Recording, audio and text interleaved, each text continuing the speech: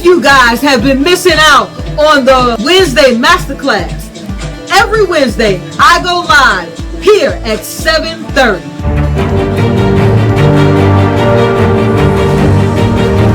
To bring tips and tricks to inspiring leaders who are either leading an organization, their own company, and ultimately the organization of your life. That is who I help here. So if you guys have missed it for the month of August, go to my YouTube. I have posted every live event. Today, we're going to talk about what? We're talking about having a better life, adding up its parts to become the full CEO. Welcome to the Wednesday Breakthrough Lab.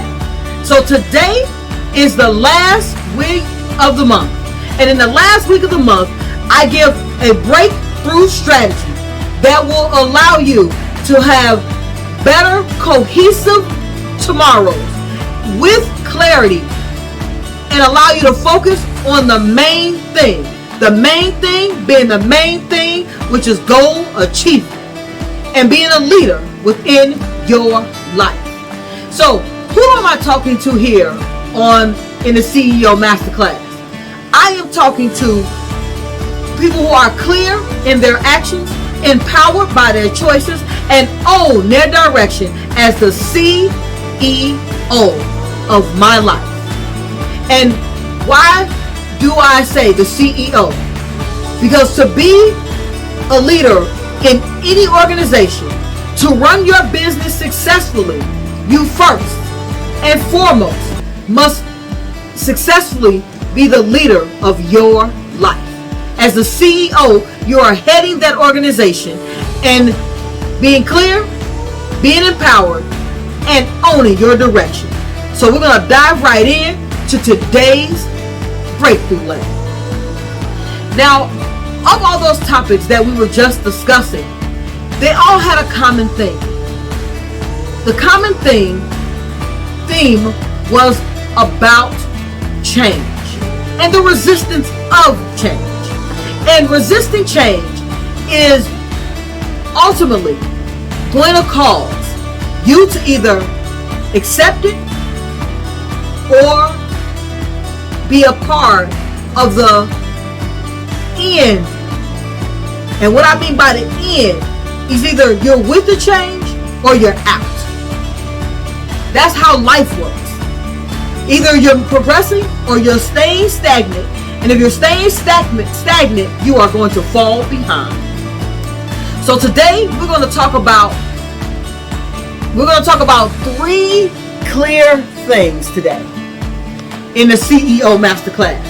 I'm sorry, CEO Breakthrough Lab. These three things are tailored to make sure at the end of the day you're able to accept change, run with change, and be more consistent and move forward in the confidence of your life.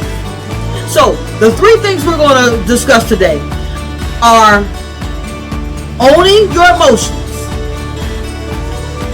that O in CEO.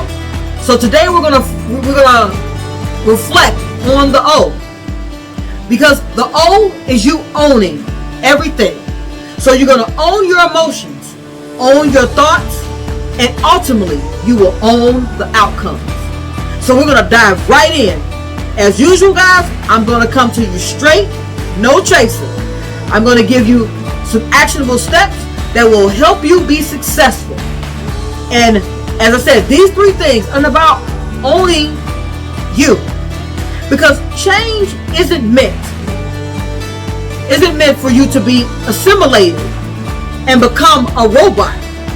Change is meant as a leader to be aware of what's next, what needs to happen, and how, and basically to predict future outcomes. Because when you're leading your life, you are ready to respond instead of reacting. So we're going to start with owning your emotions. In any leadership role. If you wear your emotions on your sleeve, it makes it very difficult for people to bring you problems, for you to solve a problem, because you are at that point, for lack of a better phrase, part of the problem. And being part of the problem means that if in your life you wear your emotions on your sleeve, in your life, are your friends, family going to come to you when there is a serious problem?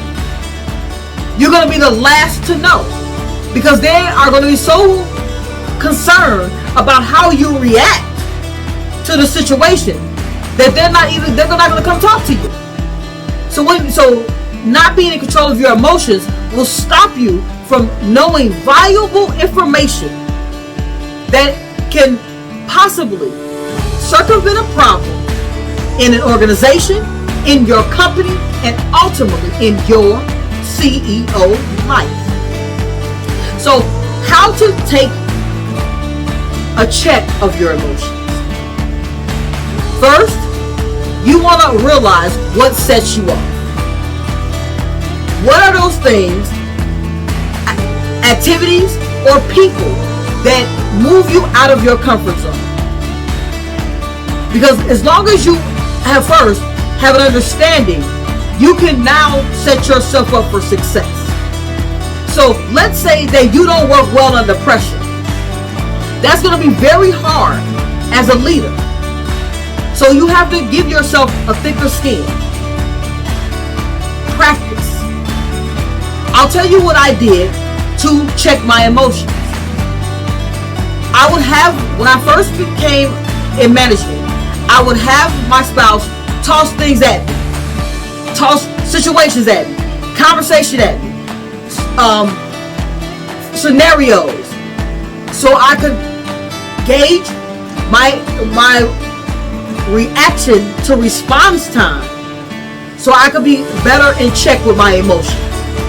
You might not have to do something as drastic, but I wanted to be able to, if anyone came to me with a problem, I was ready to listen. So I had to check my emotions at the door. So that is one tactic I utilize to check my emotions. And it doesn't mean that you have to be robotic. It just means that you have to be able to listen, absorb, respond, and not react. Checking those emotions will do that. And it opens the door. In most companies, we have open door policies. When you have an open door policies, that means anything could come in your door. Any activity, any issue, any concern, any triumph, anything could come your way. And you must be ready to take that information. If you react every time something happens, that team member is not going to come back. They're going to have a conversation about, you can't go in there and tell that person nothing. You don't want to be that person. You want to be the person who they can come to with information and ask questions and not feel that you're going to be ajar, be upset. And because both of those emotions are both counterproductive to where you're trying to go when you're controlling your emotions. So the second thing we're going to talk about today, owning your thoughts. You're ready. Because you're armed with positivity. Something to settle you back down. A point of reference. So this goes to, we're going to take a step back. When you own your emotions, when you're doing exercise to own your emotions, you're learning what triggers you. So while you're learning what triggers you, when you're owning your thoughts, you're providing yourself a point of reference for that trigger. This is why those pieces make a whole. So, to the third thing, owning your outcome. Now, this is more so tailored to the fact of owning your outcome, which means that you own your successes, you own when things do not go as well. Because I have a saying, I'm winning or I'm learning, never losing. So when you own your outcome, that means that You own everything that's within your control, which means you control everything that deals with you.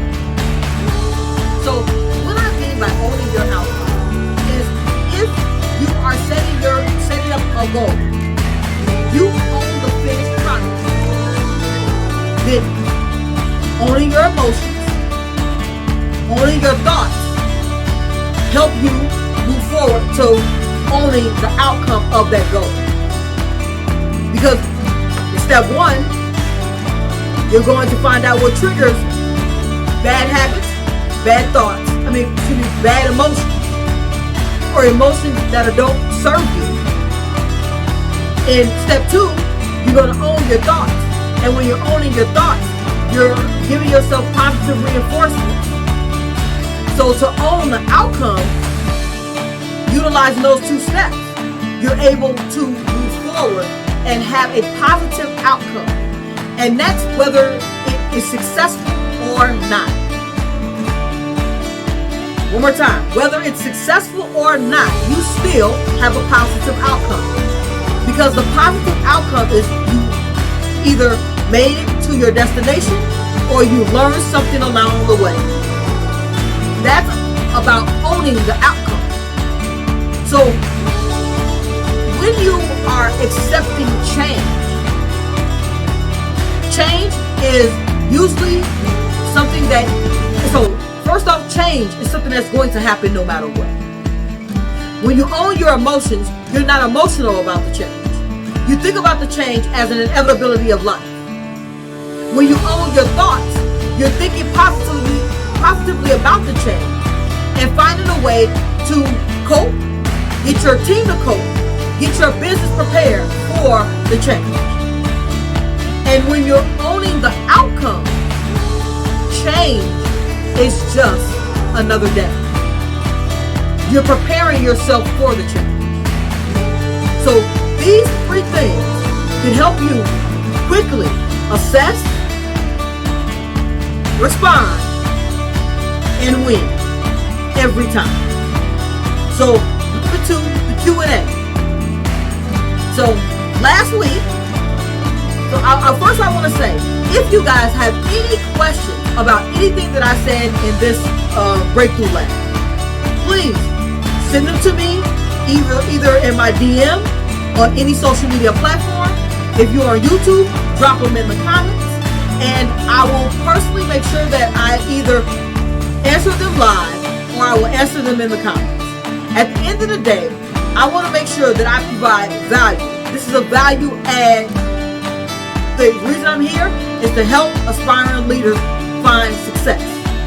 And success is only a habit away.